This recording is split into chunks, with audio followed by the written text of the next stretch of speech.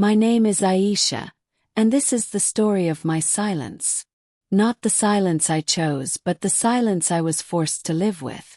People often say that the hardest thing in life is losing someone you love. I used to believe that too. But I have learned that sometimes the hardest thing is not losing them. It's living beside them every day, seeing their face, feeling their presence, and yet, never hearing their voice. I am 25 years old, married to a man named Ryan. To the outside world we are perfect. A beautiful couple with a quiet home, a steady life, and no visible scars. But the truth is, there are wounds no one can see. Wounds that grow deeper in silence. Ryan doesn't talk to me. Not about his day. Not about his dreams. Not about us. And so I live with questions that have no answers, and a love that has no voice. This story is not about anger nor betrayal. It is about the emptiness that grows when words are buried, when hearts are locked, and when silence becomes louder than love itself. This is my story. This is our story. This is what it feels like when the person you love the most no longer talks to you. The house was never truly quiet, yet it always felt that way to Aisha. The ceiling fan hummed above. The clock on the living room wall ticked steadily, and somewhere outside, children's laughter floated in from the street. But inside her heart, silence was louder than anything else. Ryan sat on the couch across from her, his eyes fixed on his phone. The glow from the screen painted his face pale blue, making him look even more distant, like he was in another world that she had no access to. His fingers moved occasionally, scrolling, tapping, but his lips stayed sealed. "Did you eat at work today?" Aisha asked softly, breaking the stillness. No answer. She waited, her chest tightening as seconds stretched into minutes. He had heard her, she was sure of it, but he didn't even look up.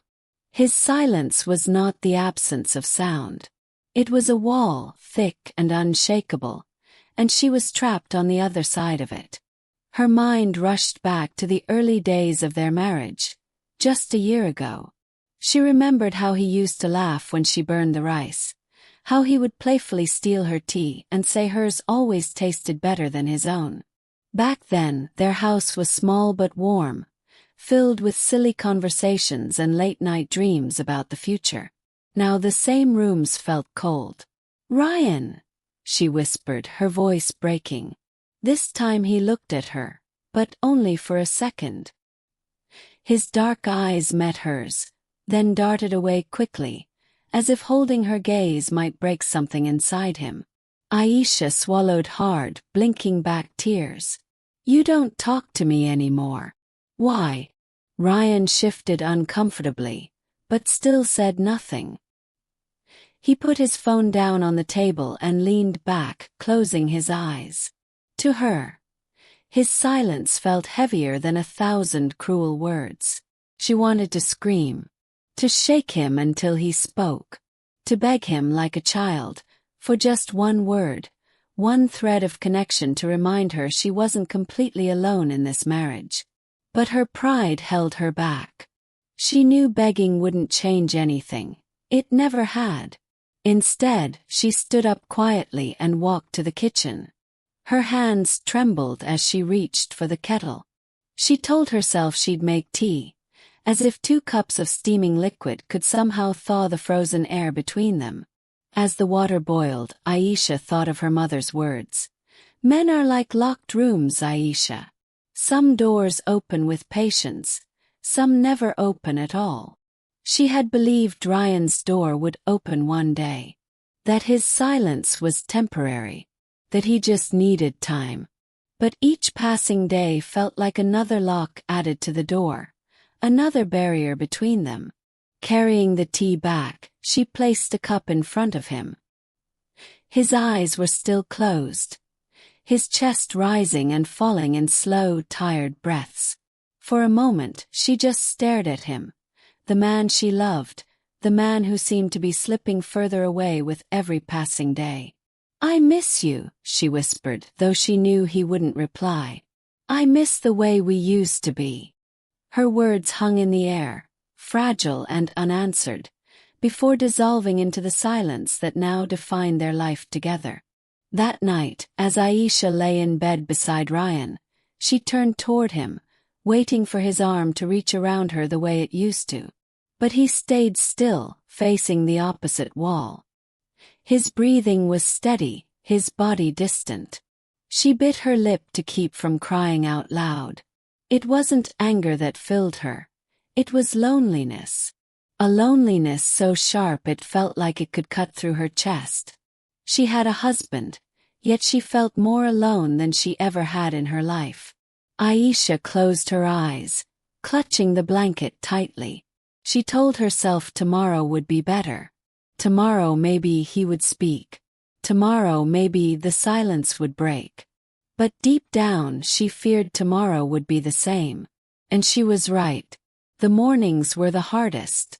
Aisha would wake before Ryan, quietly slipping out of bed to prepare breakfast. She told herself it was an act of love, a way of keeping their home warm even when his heart felt so cold. She would chop vegetables, make parathas, and brew tea just the way he liked it. Light sugar, a touch of milk, strong enough to leave a bitter aftertaste. When the table was set, she would call him gently. "Ryan, breakfast is ready." He would come, sit down, eat silently, and leave for work with only a nod. No good morning, no thank you, no take care. Just silence. Still Aisha talked. She would chatter about little things while he ate. Her words desperate bridges reaching out to him. The neighbor's cat had kittens yesterday. The market was so crowded last evening. Maybe we can visit my mother this weekend. Her voice filled the air, but it was like speaking into an empty room. Ryan would chew slowly, his eyes fixed on his plate, and then get up without saying a word. When the door closed behind him, Aisha would stand alone in the dining room, staring at the empty chair across from her. The silence after his departure always seemed louder than before. She told herself that maybe he was tired. Maybe work was stressing him. Maybe he needed time. She had 1,000 maybes, each one an excuse she clung to because the truth was too painful. He simply didn't want to talk to her. In the evenings she tried again. She would sit beside him on the couch, telling him about her day, about the recipes she tried, about the books she read. Sometimes she even laughed at her own stories, hoping the sound of her laughter might wake something in him. But his response was always the same, silence. Nod, perhaps. Sometimes not even that. The only sound she heard from him was the clicking of his phone, the occasional sigh, or the soft rustle of him turning over in bed. One evening, desperate, Aisha asked, "Do you still love me?"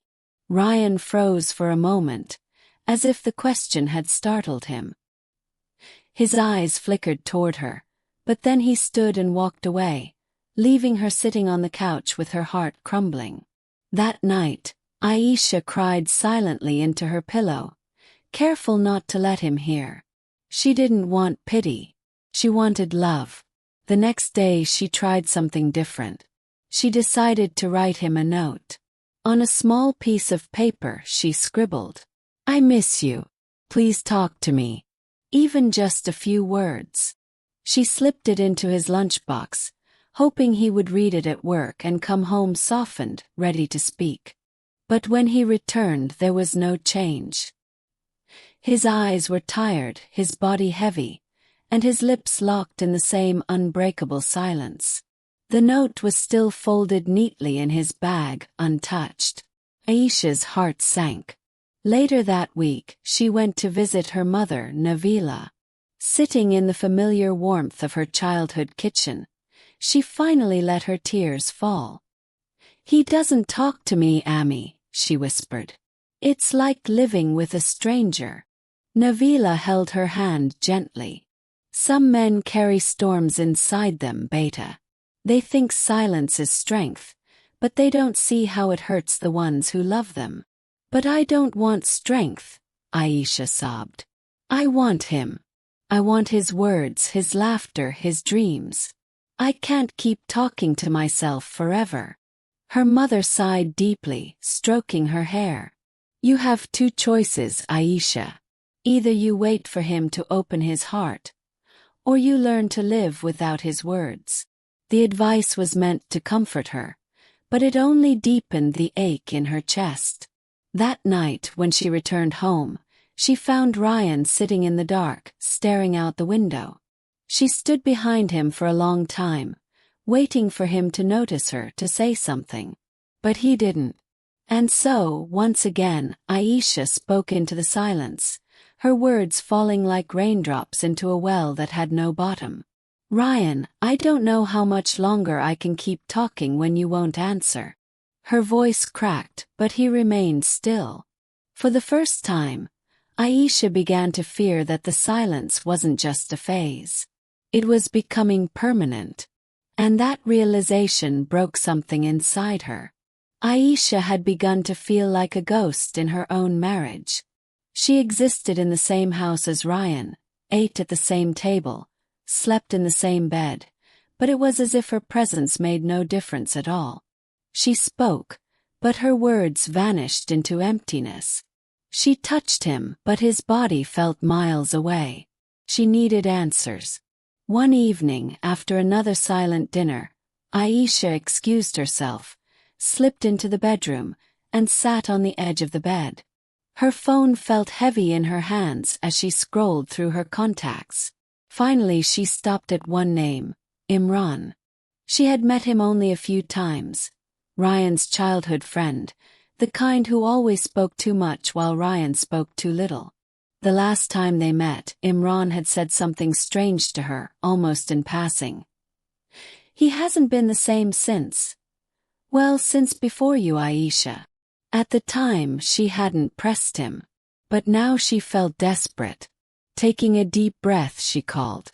Assalamu alaikum. Imran's voice came warm and familiar. Aisha. Is everything all right? Her throat tightened. Wa alaikum salam. I don't know, Imran. I just need to ask you something. It's about Ryan. There was a pause on the other end. About Ryan. What happened? He doesn't talk to me, Aisha admitted, her voice trembling. Not just sometimes, always. It's like he's locked away in another world, and I can't reach him. Please, Imran, do you know why he's like this? Imran sighed heavily. Aisha. I was afraid this would happen. Her heart raced. What do you mean? Ryan wasn't always like this, Imran began slowly. Before you married him, before he moved into this silence, he used to be alive. He laughed, he argued, he dreamed about the future. But then something happened. Aisha held her breath. You've probably never heard the name Mariam, Imran continued. A shiver ran through her. No, who was she? She was everything to him, Imran said softly. They were engaged years ago. He loved her more than anything. But one night there was an accident. She was hit by a car on her way home. She died instantly. Ryan was supposed to meet her that evening. He was late, and he never forgave himself. After that, he changed. The Ryan you see now, this silent man. That's what was left of him after Mariam. Aisha pressed a hand against her chest, her heart pounding painfully. The pieces began to fit together. The emptiness in his eyes, the way he avoided her questions, the way his silence seemed less like indifference and more like mourning. But why didn't he tell me? She whispered. Why keep this from me? Because he doesn't know how to, Imran replied gently. Ryan believes that if he opens that door, if he speaks about Mariam, the pain will drown him. So instead he stays silent. It's his way of surviving. Tears blurred Aisha's vision. But what about me? I'm his wife. I'm supposed to share his pain. I know, Imran said. But some people don't know how to share grief, Aisha. They only know how to bury it. And in burying it, they bury everything else with it, even love. When the call ended, Aisha sat frozen in the dark. Her hands shook, her lips trembled. At last she had an answer, but it felt heavier than the silence itself. She walked back into the living room. Ryan was still there, sitting on the couch, staring at nothing. She wanted to scream at him, to ask why he had hidden this from her, to tell him that his silence was killing her. But when she looked at him, she saw not cruelty, not indifference. She saw a man haunted by ghosts.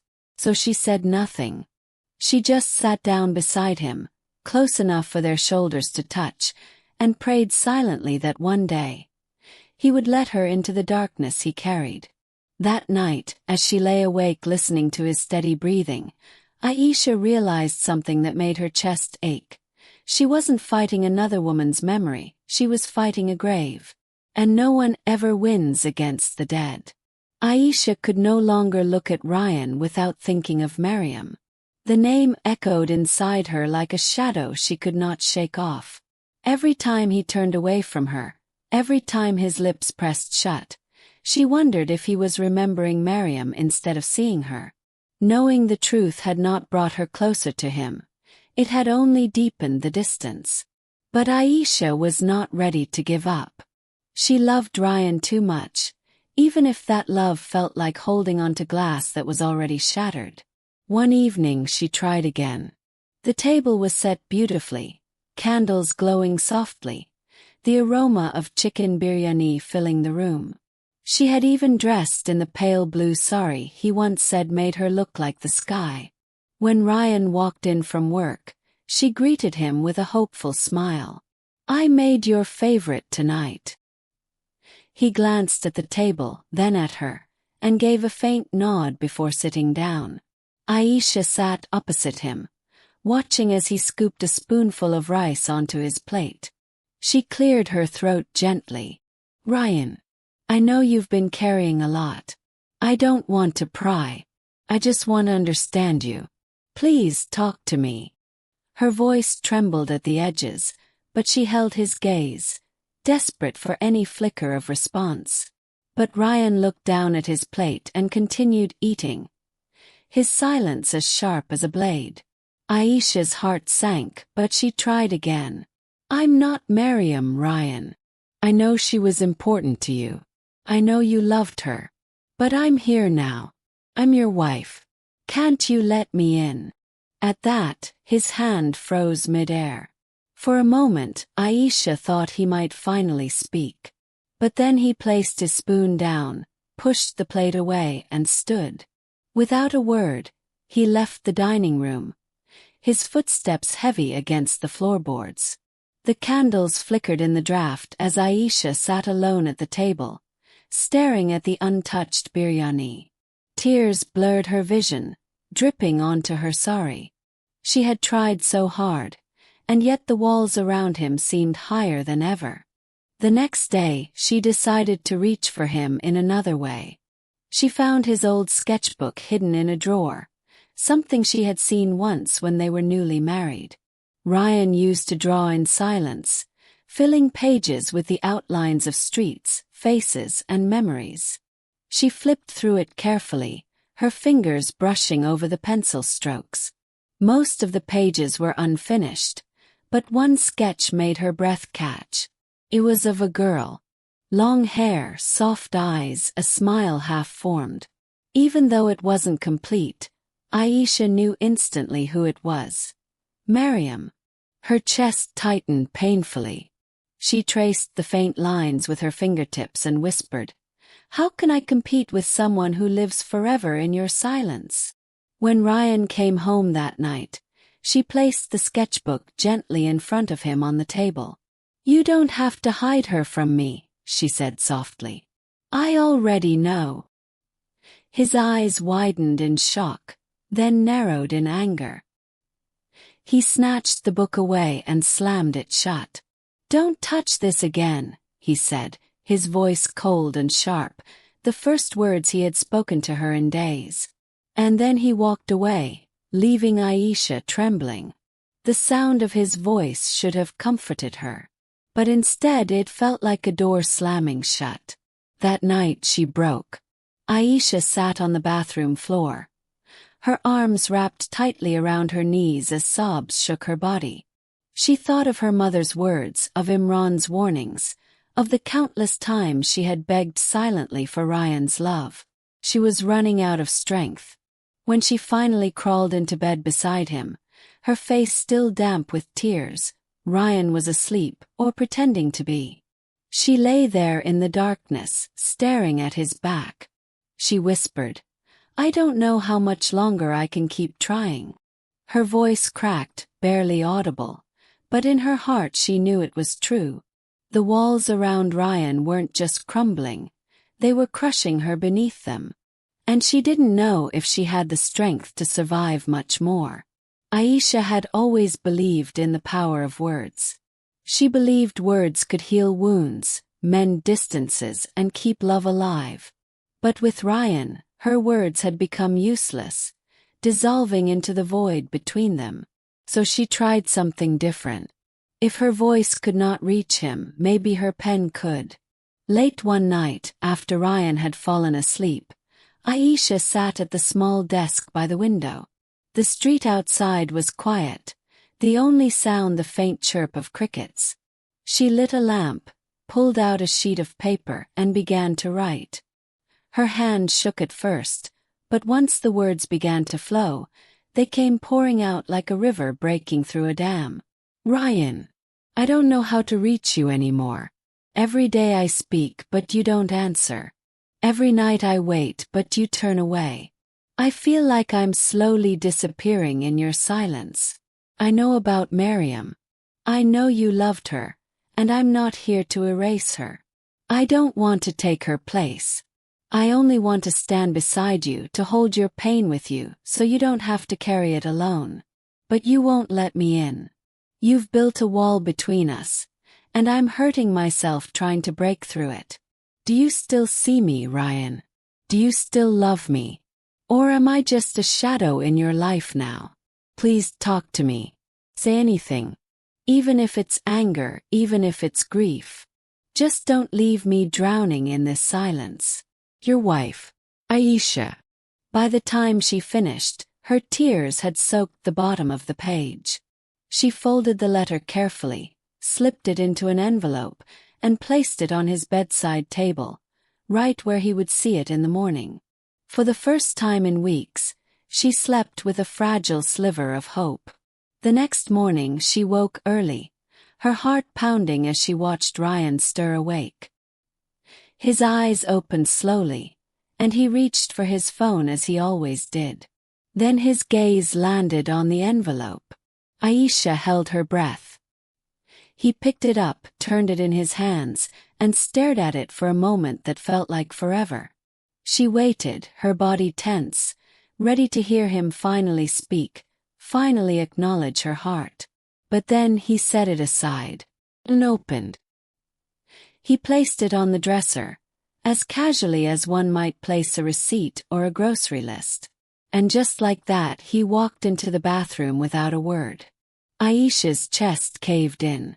Her letter, her heart, her plea. It was nothing more than paper to him. All day she waited. She told herself maybe he would read it later, after work, when he had more time. But when he returned home that evening, the envelope still lay on the dresser, untouched. Days passed. The letter remained where she had left it, gathering dust, its seal unbroken. Aisha could not bear to look at it anymore. One evening when Ryan was out, she took it in her trembling hands. For a moment, she considered tearing it to pieces, but instead she placed it back carefully, almost reverently, as though even unread it still held part of her soul. That night, lying in bed beside his silent body, Aisha finally understood something painful. It wasn't that Ryan hadn't read her letter. It was that he didn't want to. And that hurt more than any rejection ever could. The letter remained on the dresser for 2 weeks. 2 weeks of Aisha pretending not to notice.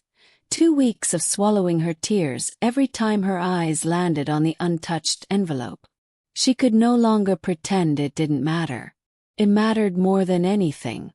Her heart had been whispering for months, but now it screamed inside her chest. I can't live like this anymore. One evening the storm finally broke. Ryan had returned from work later than usual. His face weary, his shoulders slumped. He ate dinner in silence, his fork scraping against the plate in a rhythm that made Aisha's nerves tremble. When he stood to leave the table, she grabbed his wrist. "Sit down," she said, her voice firm, trembling with rage and grief. Ryan froze, his eyes flickering with surprise. Slowly he sat back down, staring at her with a guarded expression. Aisha's chest rose and fell rapidly. She had never spoken to him like this before. "Do you even see me anymore, Ryan? Do you realize I'm your wife, not just some stranger sharing your house?" He said nothing. Her hands clenched on the table. "You don't talk to me. You don't look at me. You don't touch me. I feel like I'm living with a ghost. Is that what you want me to be? A shadow in your life?" Still silence. His jaw tightened, his eyes lowered. Tears streamed down her cheeks as she continued, her voice breaking. "I wrote you a letter. Do you know how hard it was for me to pour my heart out on paper because I couldn't reach you with my voice? And you didn't even open it. You left it there like it was nothing. Like I am nothing." Her voice rose, sharp and raw. "Why, Ryan? Why won't you speak to me? Am I not worthy of your words? Or is it because your words all belong to her?" At that, his head snapped up, his eyes burning. For the first time in weeks, she saw something break through the mask of indifference. "Anger. Don't say her name," he growled. Aisha's breath caught. It was the first thing he had said to her in what felt like forever. But instead of relief, it filled her with despair. "Why not?" she demanded. "Is Miriam so holy that even her memory is untouchable? Is that why you won't talk to me? Because you gave all your words, all your love to her, and there's nothing left for me?" Ryan stood abruptly, the chair scraping harshly against the floor. His chest heaved as if her words had cut him open. "You don't understand. Then make me understand," she screamed. "I am your wife, Ryan. I'm here, alive, breathing beside you every day. And you treat me like I don't exist. I can't keep living in this silence. If you love me even a little, then talk to me. Please." The room shook with her words, with the rawness of her desperation. For a long moment, Ryan just stood there. His face twisted with emotions he seemed terrified to release. But then, instead of answering, he turned away. His silence was louder than her scream. Aisha's knees gave way, and she sank to the floor, sobbing uncontrollably. Her cries filled the house, echoing against the walls that had grown used to silence. But Ryan didn't come to her. He didn't hold her. He didn't speak. He simply walked into the bedroom, leaving her shattered in the dining room, broken by a silence that felt like the cruelest rejection of all. That night, Aisha lay awake, her eyes swollen from tears. She had thought her pain was invisible to him, but now she realized something worse. He saw it and still chose not to break his silence. And in that realization, something inside her began to crack. It was the beginning of the end.